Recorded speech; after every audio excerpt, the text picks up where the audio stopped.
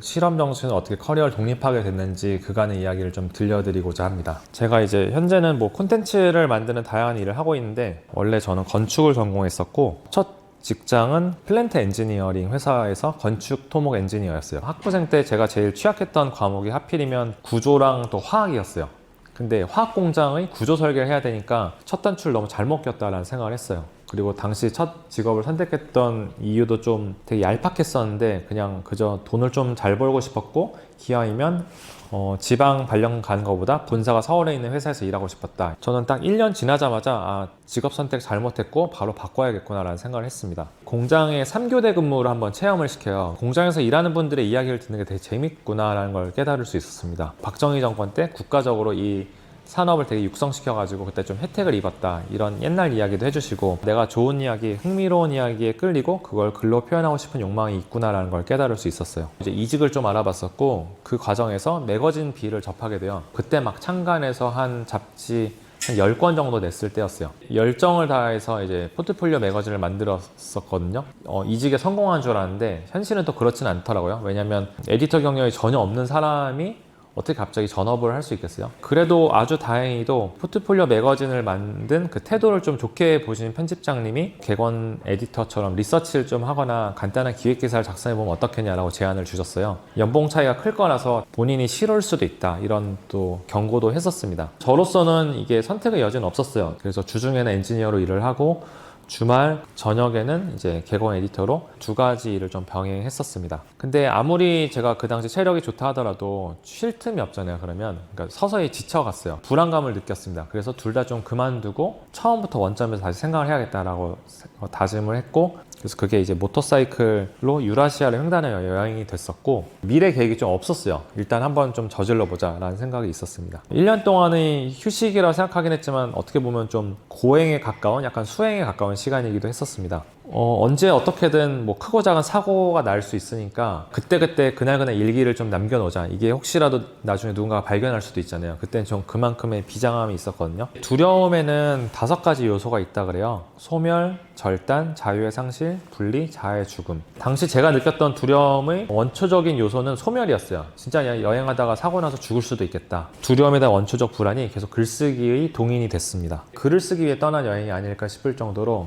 제 스스로 좀 원없이 계속 글을 쓰는 시간을 가질 수 있었어요. 그때 썼던 일기들이 또 운 좋게 첫 책이 됐어요. 여러분도 혹시라도 뭔가 글을 써야 하거나 뭔가 해야 할 때 일부러라도 약간 결핍된 환경에 놓여보시면 좋은 장치가 될 거라고 생각을 해요. 어쨌든 현실은 다시 또 먹고 살긴 해야 되잖아요. 근데 이제 생각보다 두 번째 구직이 훨씬 더 어려웠어요. 그때 오히려 약간 방향을 잃고서 여기저기 막 이력서를 좀 남발하듯이 던졌는데, 그쯤에 실패 이력서라는 좀 에피소드를 하나 접했는데, 요하네스 하우쇼퍼라는 교수가 있어요. 이 교수의 원래 이력서만 봐도 세계적인 엘리트 석학이긴 해요. 근데 이 교수의 실패 이력서가 그때 이슈가 됐던 거는 본인이 얻지 못한 어떤 학위 프로그램, 장학금 프로그램 뭐 이런 것까지 세세하게 다 적었다는 데 있어요. 이렇게 공부 잘하는 사람도 이렇게 열심히 사는구나 라는 걸 보면서 나도 그럼 한번 실패 이력서를 좀 써봐야겠다. 제가 생각하는 최초의 실패를 한번 좀 복기해 보니까 외고 입시였던 것 같아요. 플랜트 엔지니어라고 성취였라고 느꼈던 직업이 1년 뒤에는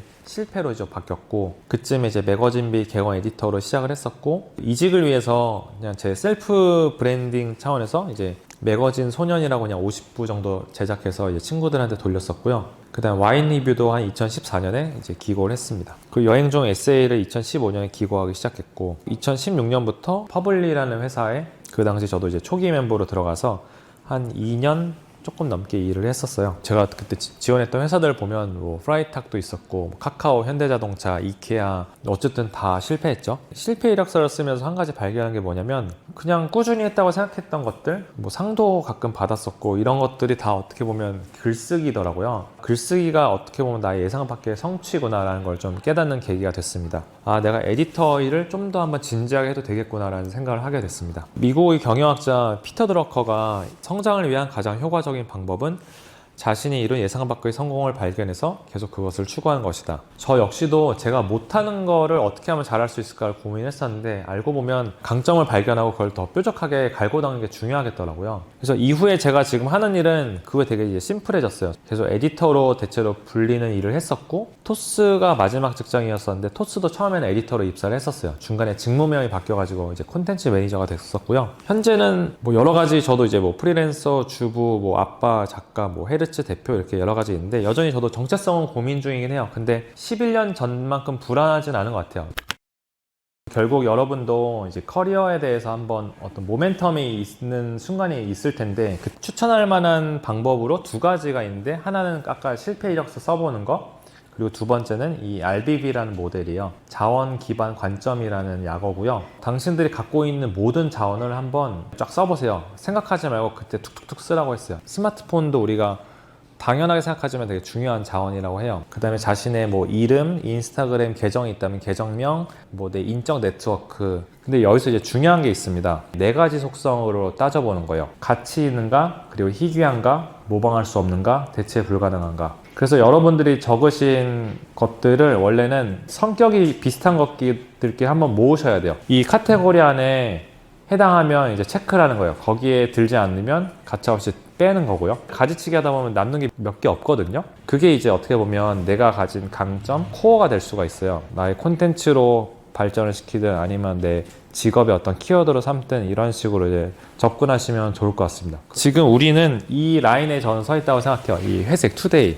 오늘 이 커리어 토크 마치면 우리 다 인사하고 헤어지잖아요. 또 수많은 선택의 갈래가 있습니다. 집에 못 타고 가지, 뭐 택시 타고 갈까, 버스 타고 갈까? 우리가 태어난 시점으로부터 무수히 많은 선택의 갈래가 있었어요. 그 선택의 경로를 역으로 추적하다 보면 이런 성향이 있구나, 내가 이런 좀 강점이 있구나, 나 이런 성취를 했었네 라는 발견할 수 있다고 생각해요. 나를 잘 아는 게 되게 중요하고 왜냐면 남들이 가는 길을 따라간다고 방법은 아니잖아요. 그 성취에서 조금씩 실험하고 도전하면 좋을 것 같습니다.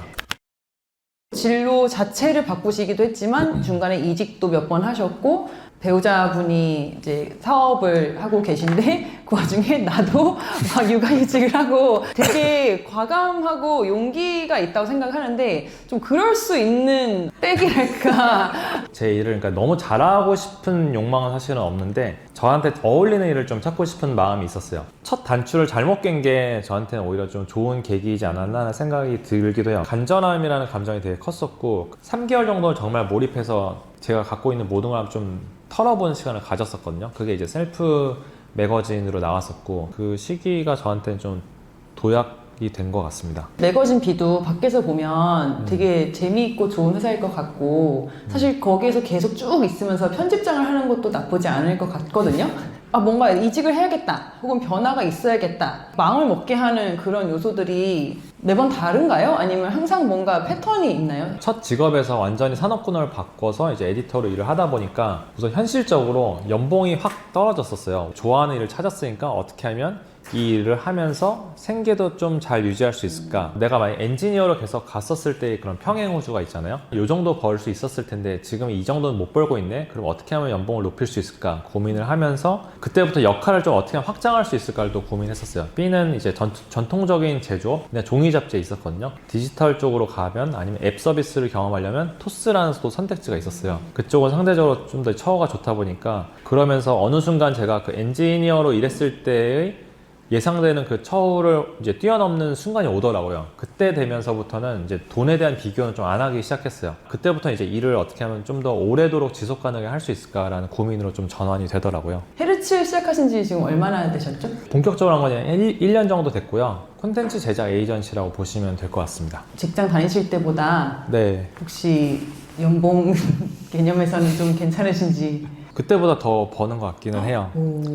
사실 콘텐츠 전문 에이전시가 그렇게 아직은 막 흔하진 않은 것 같아요. 결국에는 비주얼까지 딜리버를 해줘야 일이 들어오고 완성이 되는 거예요. 어느 정도의 업무 영역을 가지고 있는지 궁금해요. 기본적으로 소셜미디어 운영 대행도 있고 그 다음에 기업 블로그, 뉴스레터 제작도 있고 최근에는 영상에 대한 니즈도 좀 커서 다 아우르는 것 같기는 해요. 그때도 제가 이제 TF를 짜서 일을 잘하는 동료들, 에디터분들, 뭐 포토그래퍼, 이제 비디오그래퍼들이 있어서 아름아름 모아가지고 굴러가게끔 하는 작업을 좀 했었습니다. PM과 발행인까지 쭉 다 처음에 매거진 B 개건 에디터 할 때랑 좀 콘텐츠 업계가 어떻게 많이 변해왔다고 생각하시는지. 콘텐츠 매니저라는 직군이 생긴 지가 몇 년 안 됐거든요. 원래는 보통 이제 에디터라고 많이 아마 불렀을 거고, 플랫폼 기업들이 생겨나면서 단순히 에디팅을 하는 게 아니라 이 콘텐츠를 어떻게 하면 회사의 사업에 도움이 되는 방향으로 진짜 매니징할지, 뭐 약간 마케터 역할도 하고 실제로 이제 에디터 역할도 하고 이런 좀 복합적인 직군이라고 생각을 해요. 한때 콘텐츠 조직을 확 확장했다가 요즘은 다시 또 비용을 좀 절감하는 체제로 바뀌는 것 같아요. 긍정적으로 보는 거는 콘텐츠에 대한 니즈는 계속 있는 것 같긴 하더라고요. 잘만 포지셔닝하고 잘하면 일할 거리는 계속 있지 않을까라는 생각을 하고 있습니다. 이제 현님은 그 두 가지를 다 하시잖아요. 그러니까 네네. 그 뭐 에세이도 쓰시고, 근데 한편 또 헤르츠에서 하는 글쓰기는 그 마케팅과 브랜딩에 더 가까운 구분을 해서 작업을 하세요? 당연히 구분을 할 수밖에 없고요. 기업에서 제작하는 콘텐츠는 표현보다는 어떤 목적을 이루기 위한 수단인 경우가 많거든요. 아까 현대해상을 말씀하셨잖아요. 보험사가 그럼 이 콘텐츠 갑자기 왜 만들까? 기사도 좀 찾아보고 이러면 보험 손해율이 되게 높아져서 좀 적자가 좀 있네? 그러면 신사업을 해야 되나? 아, 이들도 이미지를 좀 쇄신해야 돼서 그럼 콘텐츠가 필요한가 보다. 이런 식으로 제 선에서 맥락 정보를 좀 얻고 하다 보면 조금 더 콘텐츠를 만드는 그 뒷단에서 Y에 대해서 약간 스스로 답을 내릴 수 있게 되는 것 같아요. 요즘 콘텐츠가 너무 많아서 헤르츠의 입장에서는 어떤 뭐랄까 기준을 고수하시는지 궁금해요. 품질, 퀄리티에 대한 욕심이 있지만 그 욕심이 완벽주의는 아니었어요. 항상 그게 좀 더 롱런한 데는 괜찮다고 생각을 해요. 품질이나 퀄리티에 대한 집착이 높은 분들은 이 기복이 오히려 좀 크더라고요. 예술가처럼 일하는 분들이 있는가 하면 저는 진짜 그냥 직장인처럼 일하는 거에 가까웠었거든요. 차라리 예측 가능하게 안정적으로 생산하는 게 더 같이 일하는 파트너로서는 낫지 않을까 하는 생각이 들어서 같이 일하기 편안한 파트너 정도가 돼도 신뢰감을 줄 수 있지 않을까라고 생각을 하고 있습니다. 클라이언트마다 혹은 프로젝트마다 달성하고자 하는 그 목표치가 다르잖아요. 보통은 이제 브랜딩 면에서 많이 접근을 하지만 기업 안에서는 야, 우리 이것 때문에 1,000만 원 썼는데 뭐에다 쓴 거야? 클라이언트들이랑 어떻게 좀 맞추는지. 기획 단계에서 당연히 저도 좀 물어보긴 해요. 혹시 이 콘텐츠에 대한 KPI 있는지 내부적으로. 고객사가 속한 산업군마다 다르긴 한데 예를 들어서 상업용 부동산? 그 콘텐츠가 곧 리테일 매장 매출로 직결되는 구조이기도 하거든요. 그래서 그런 경우에는 어떤 이벤트를 해서 매출이 얼마나 오르는지 아니면 인스타그램 팔로워가 얼마나 오르는지를 이제 수시로 또 트래킹해서 보고서를 제출할 때도 있어서, 그 다음에 브랜드 이미지를 오히려 좀 좋게 해야 된다. 현대해상 같은 경우는 그런 케이스였는데 그거는 오히려 좀 자유롭게 그들이 지향하는 어떤 고객군에 대한 상, 뭐 육아하는 사람들 뭐 이런 식으로 콘텐츠를 제작했었습니다. 이거는 초반에 좀 얼라인하는 게 중요한 것 같습니다. 네, 현대해상 같은 프로젝트만 있으면 너무 좋겠지만 조직에 있을 때랑 그 다음에 독립을 할 때 기준을 조금 다르게, 그러니까 재정비를 해야 된다고 저는 생각을 하거든요. 이기적인 관점일 수 있지만 내가 먼저 좀 행복해야 모든 게 좀 편하다고 생각을 하거든요. 주기적으로 뭔가 좀 멈춰서 재점검하는 시기가 있으면 좋겠다고 생각을 해요. 멈췄을 때 고정소득이 없을 수도 있잖아요. 그러니까 얼마나 좀 버틸 수 있는지를 좀 냉정하게 판단할 수 있는 것도 저는 되게 중요한 좀 객관적인 능력이라고 생각을 하고 있고요. 월급을 받으면서 일을 하다 보면 이 월급이 평생 갈 거다라는 이제 좀 착각을 하기 쉬운데, 저는 이제 중간에 커리어를 스타트업 씬으로 옮기면서 정규직으로 채용을 했지만 실질적으로 1년 단위로 재계약하는 경우가 되게 많았었어요. 그때 좀 깨달았던 거는 내 직업, 내 일자리가 평생 안전한 건 아니구나. 그리고 회사도 한순간에 망할 수 있구나. 늘 앞날이 불투명하다는 걸 전제로 하면 현재가 되게 소중하고 현재 열심히 할 수 있는 동력이 되긴 하거든요. 현님이 지금 이제 40대 초반이잖아요. 네. 그럼 지금 30대를 커리어 시험을 하면서 오셨는데 이런 건 좀 되게 만족스러웠다. 저희 이제 커리어에서도 좀 주요한 변곡점은 육아휴직 1년이었던 것 같기는 해요. 토스에서는 남성 재직 중인 직원 중에 처음으로 이제 그 육아휴직 1년을 썼거든요. 그때 저도 그냥 당연히 써야지라고 썼는데 막상 초반 2, 3개월이 되게 불안하고 불투명했었어요. 왜냐면 한창 뭔가 달려야 할 때 갑자기 나만 도태되는 느낌이 들고 불안하고, 근데 그때 오히려 간접 퇴사를 한번 경험했던 것 같아요. 싱글만큼은 계속 달릴 수는 없구나. 그러면 나는 어떻게 또 살아야 되지? 이런 고민을 했었고, 내 커리어만 중요한 건 아니다. 아내랑 나를 하나의 팀으로 봤었을 때 아내가 팀장, 나는 팀원 이렇게 생각하면 이 팀장의 커리어 되게 중요하잖아요. 이런 식으로 좀 접근했었습니다. 그거에 비하면 40대는 지금의 길을 단단하게 만들어가는 그런 시간으로 만들 계획이신가요? 3인 가족으로서 어떻게 하면 더 행복하게 살 수 있을까 생각해보면 그 아이의 성장 시기에 따라서 그때그때 변곡점이 또 있어요. 예를 들어 8살 때는 초등학교 입학을 해야 되고 이런 타임라인이 있어서 다 방법은 있는 것 같고 다만 이거를 지속 가능한 구조로 만드는 결국은 언젠가는 그 트랙에서 벗어날 줄도 아는 용기도 필요한 것 같습니다. 어느 시점부터는 좀 불안감이 줄었다고 하셨거든요. 네. 그게 어떤 지점이었어요? 그러니까 살면서 너무나 빡센 경험을 한번 해보면 그게 하나의 약간 비교점이 되는 것 같다는 생각이 들더라고요. 모터사이클 이야기를 굳이 꺼냈던 이유가 배수진을 한번 인생에 스스로 쳐보고 좀 빡센 경험을 했던 시기였어요. 부모님의 고집도 한번 좀 꺾었어야 됐고 모범생 같은 아이가 갑자기 오토바이를 타겠다고 러시아를 간다고 이러니까 저희 어머니는 거의 진짜 몸져 눕다시피 했었고 모두가 반대하는 거를 한번 좀 깨부수는 것도 좀 필요한 것 같긴 해요. 아무것도 없었던 그 시기가 있다 보니까 지금은 그때에 비하면 모든 게 좀 주어진 거에 감사할 줄 아는 그런 조금 객관적인 태도를 갖는 것 같습니다. 그래도 여전히 불안은 어쨌든 계속해서 이제 함께 가는 거기 때문에 어떻게 좀 다스리시는지 궁금해요. 또 다른 좀 효능감을 느낄 수 있는 하는 구간을 만든 게 이제 스포츠였어요. 테니스를 좀 좋아하긴 해요. 좀 하다 보면 스킬이 늘어나고 게임을 하면서 또 재밌기도 하잖아요. 스트레스를 풀기도 하고요. 더 이제 원초적으로 보면 저라는 존재 자체에 대해서 에고를 많이 죽이려고 해요. 내가 사실 뭐 그렇게 대단한 사람도 아니고 그냥 태어났다가 이제 먼지로 사라지는 건데 이 정도면 그냥 된 거 아닌가? 라는 생각을 하게 되면 인생에서 크고 작은 일들에 대해서 조금은 대수롭지 않게 여길 수 있는 게 있더라고요. 너무 먼 미래를 막 굳이 걱정하려고 하지는 않는 편입니다. 뭔가 액션들은 되게 모험적인 것 같은데 딥다운 약간 그 직장인 그 맞습니다. 자아가 있어요. 너무 업다운 심하지 않게 잡아주는 네. 것 같아요.